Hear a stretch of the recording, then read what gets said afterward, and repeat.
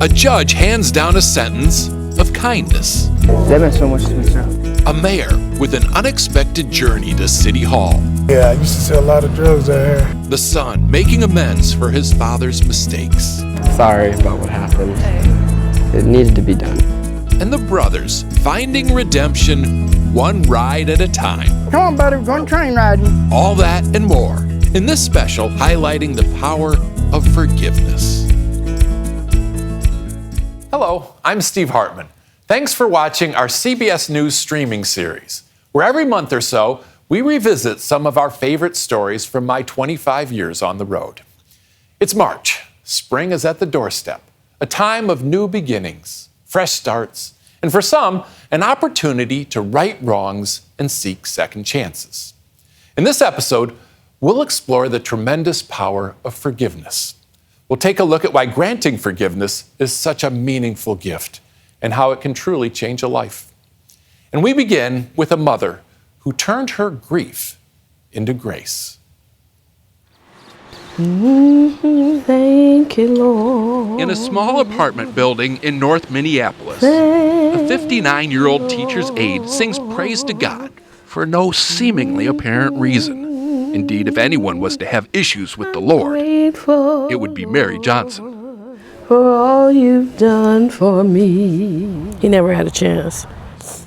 In February 1993, Mary's son, Loramian Bird, was shot to death during an argument at a party. He was 20 and Mary's only child. My son was gone. The killer was a 16-year-old kid named O'Shea Israel. I wanted justice. He was an animal. He deserved to be caged.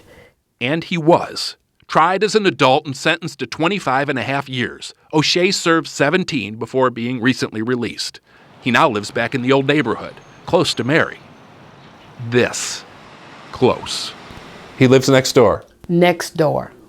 How a convicted murderer ended up living a door jam away from his victim's mother is a story not of horrible misfortune, as you might expect, but of remarkable mercy. A few years ago, Mary asked if she could meet O'Shea here at Minnesota's Stillwater State Prison. As a devout Christian, she felt compelled to see if there was some way, if somehow she could forgive her son's killer. What'd she say to you? I believe the first thing she said was, look, you don't know me, I don't know you, let's just start with right now. And I was befuddled myself. O'Shea says they met regularly after that. When he got out, she introduced him to her landlord, who, with Mary's blessing, invited O'Shea to move into the building. Today, they don't just live close, they are close. Clearly, Mary was able to forgive. Unforgiveness is like cancer. It will eat you from the inside out. It's not about that other person. Me forgiving him does not diminish what he's done. Yes, he murdered my son, but the forgiveness is for me. It's for me. For O'Shea, it hasn't been that easy. I haven't totally forgiven myself yet. I'm learning how to forgive myself. And I'm still growing towards, trying to forgive myself and what it is I've done. To that end, O'Shea is now busy proving himself to himself. He works at a recycling plant by day and goes to college by night. He says he's determined to pay back Mary's clemency by contributing to society. In fact, he's already working on it, singing the praises of God and forgiveness at prisons, churches, to large audiences everywhere. Forgiveness is a powerful thing. Yes, I'm grateful. Which explains why Mary can sing her praise of thanks to her audience of one. All you've done for me. Mary and O'Shea are no longer neighbors, but we checked back in with them and learned that they remain very close. So close, in fact, that when Mary got married, it was O'Shea who walked her down the aisle.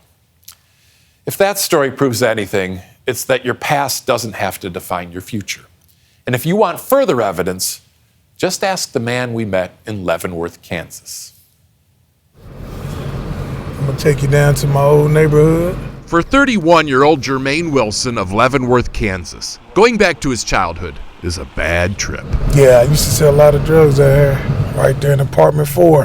He started using at age 11, was in juvenile detention by 15, and in the maximum security wing at Lansing Correctional by 21.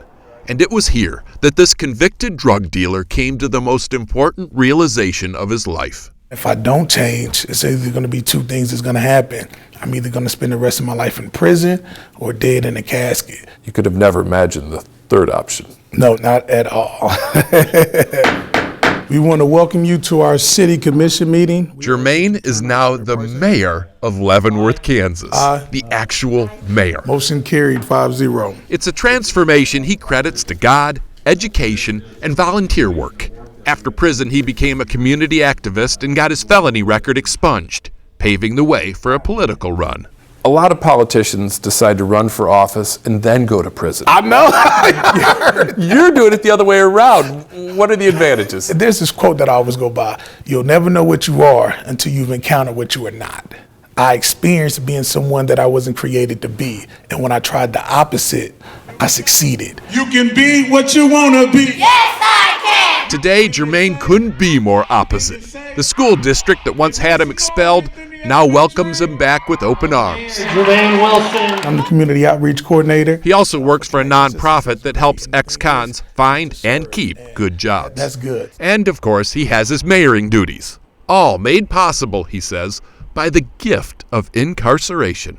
That's why I'm here, because if that wouldn't have happened, I would have never had the time to think.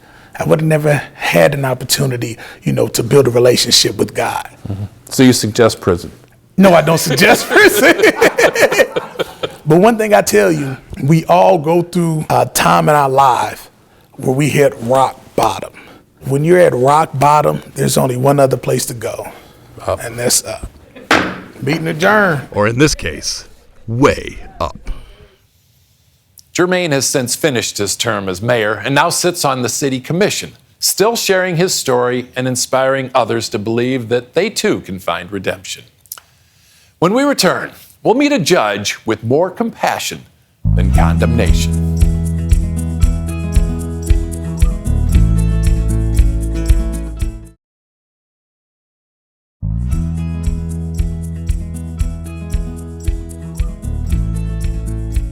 Welcome back. Thank you for being with us for this special half hour. As we approach springtime, we're taking a look at stories of renewal, people who demonstrate the power of forgiveness and second chances. Like this next story about a judge who applied an interesting standard in his courtroom, the standard of leave no man behind. Inside the county courthouse in Fayetteville, North Carolina, Judge Lou Oliveira made headlines with an unusual decision. You may be seated. A few years ago, Joe Cerna was arrested for drunk driving. As part of his probation, he wasn't allowed to drink.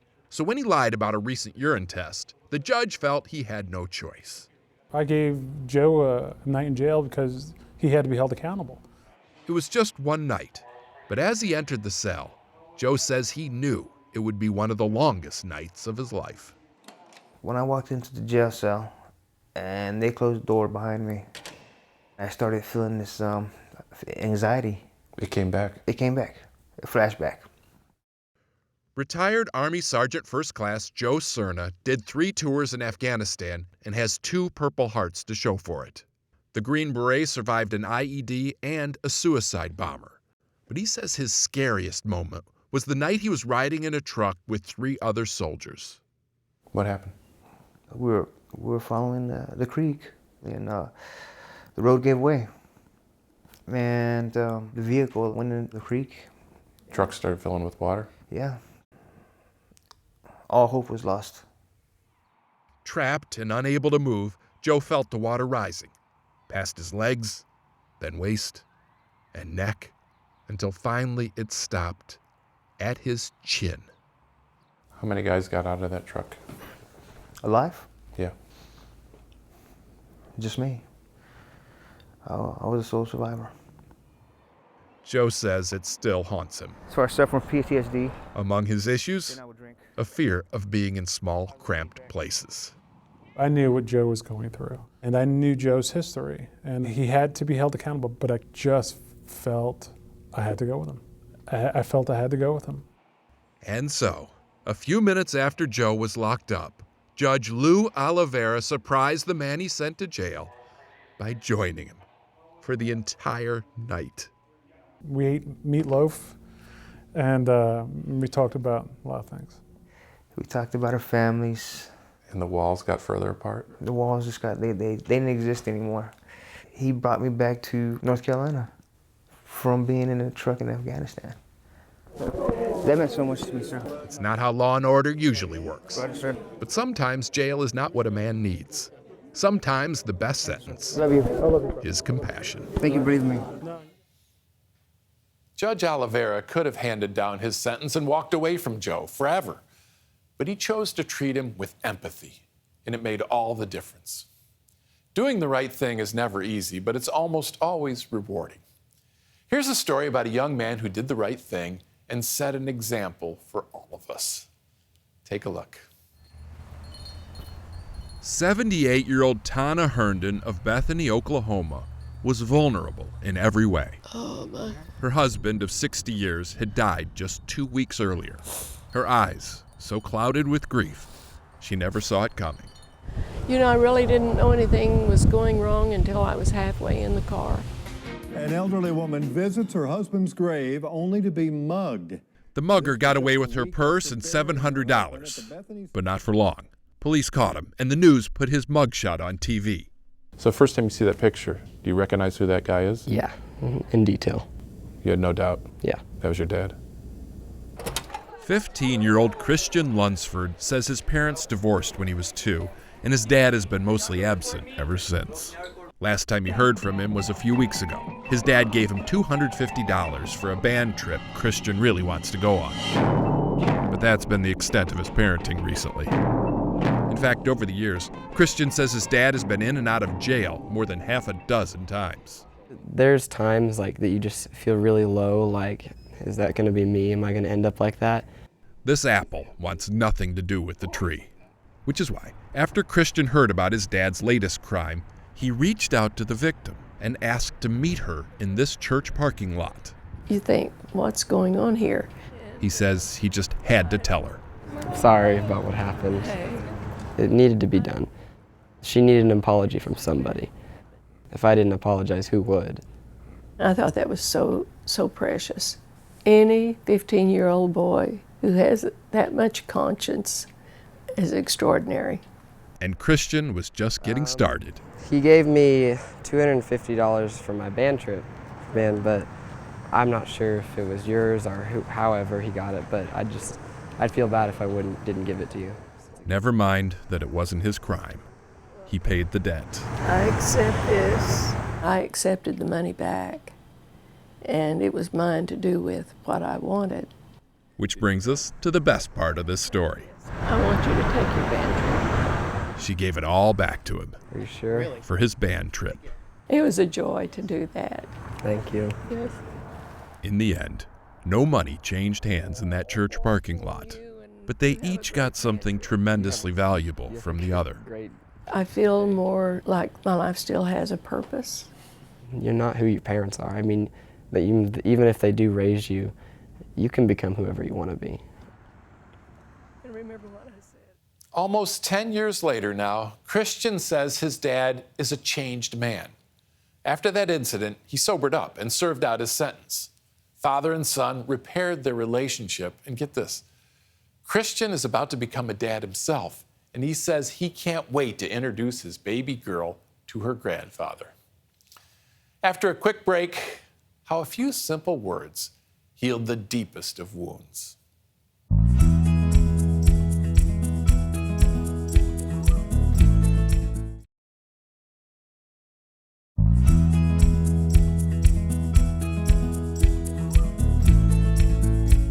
Welcome back. Thanks for sticking with us. We each get just one life. At least that's how it usually works. But not so for the man you're about to meet. When we told this story in 2012, he was just starting out on his second. Not many convicts consider themselves blessed, but this guy does, and for good reason. He's getting out way early. It's going to be like being on borrowed time, you know, because I know that I should still be in prison, because the justice system said that I should still be in prison. In 2003, Eric Smallridge of Tallahassee, Florida, was found guilty of 2 counts DUI manslaughter. While driving at twice the legal limit for alcohol, he hit a car carrying Lisa Dixon and Megan Napier, both 20. They died instantly. He got 22 years for the crime, which sounded just about right to Renee Napier, Megan's mom. I felt like our system had served us well and justice had been served. I definitely felt that. But a few years later, a woman came forward and asked the judge to reduce Eric's sentence in half. She claimed Eric was truly sorry for what he'd done and deserved leniency, and the judge obliged, partly because of what she said, but mostly because of who she was. Do you realize what a gift you gave this guy? I do. Renee's 180 began with the single turn of a single phrase. First at sentencing and later in a letter, Renee told Eric she'd forgiven him, even though at the time she hadn't. Not really. At trial, Eric had actually been pretty defensive and unapologetic.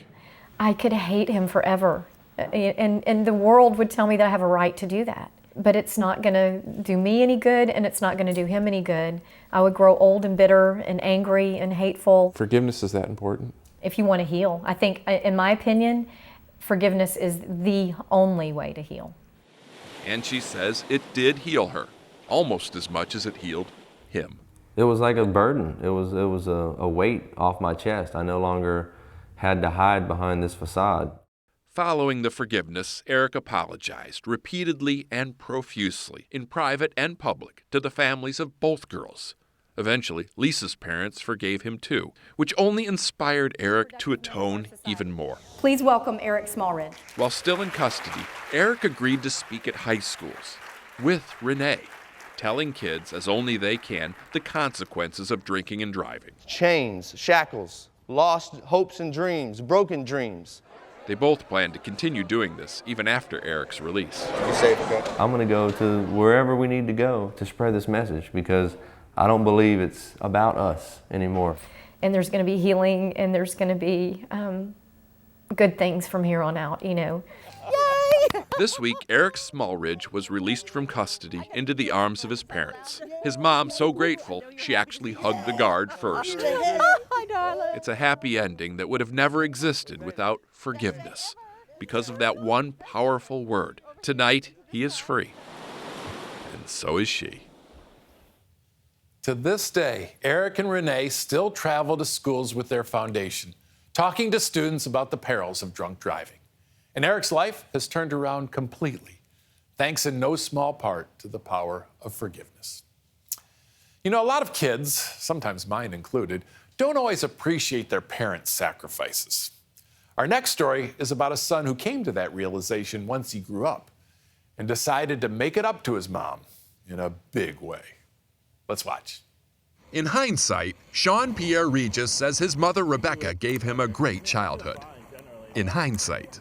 Yeah, I was so mean to my mom growing up about having no money. I remember her crying a few times because I was so mean about it. Today, however, being great couldn't be more grateful. Yeah, you realize how lucky you are, and you're like, what was I doing? Like, what an idiot.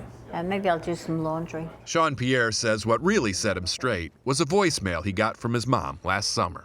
I just got fired. Just want you to know that. Call me back. That was it. Short and bitter. End of message. I was in shock. I never expected it to happen to me. My job and my kids was my life. So this was one thing that kept her going, and I think my biggest worry was, like, if she loses her job, what else does she have?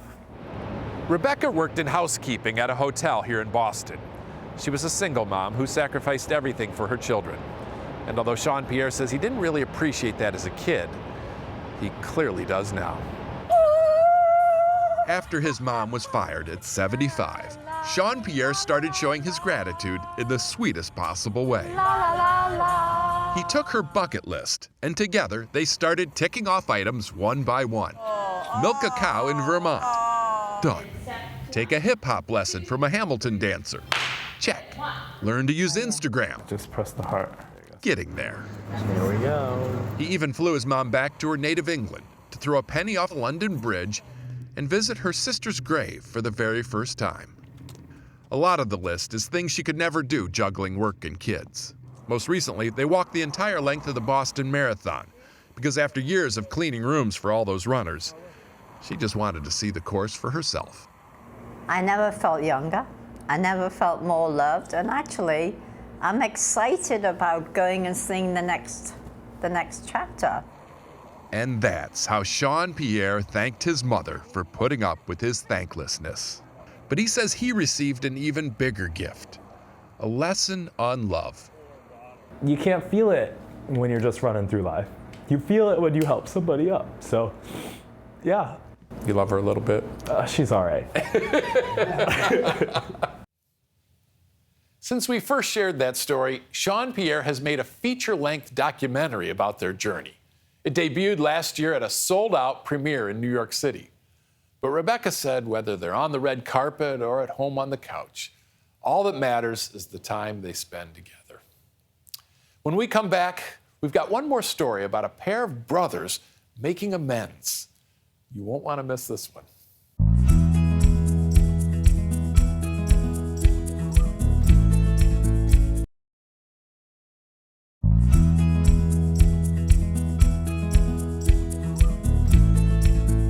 Now perhaps my favorite story about redemption.